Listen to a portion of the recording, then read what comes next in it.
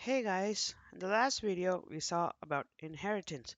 Now we'll see what happens to the constructors if there's inheritance and how to pass arguments from the derived constructor to the base constructor.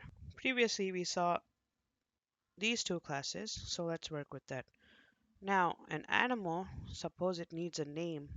If there's no parameterized or copy constructors, then there's no need to pass arguments or to define constructors at all.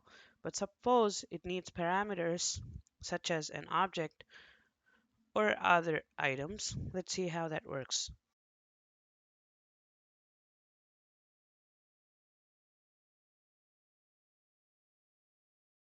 But in class dog, there's no constructor, but the animal class has a constructor and it needs a parameter.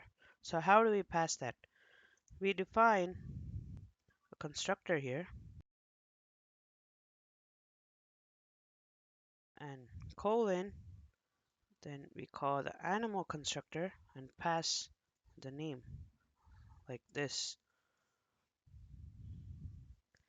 Now here we have to pass the argument. Let's say Henry. And we also have to add back the inheritance. You can see it says Henry speaks instead of animal speaks because Henry is a parameter that we passed to the base class through the derived class. I hope you understood the video. Thanks for watching.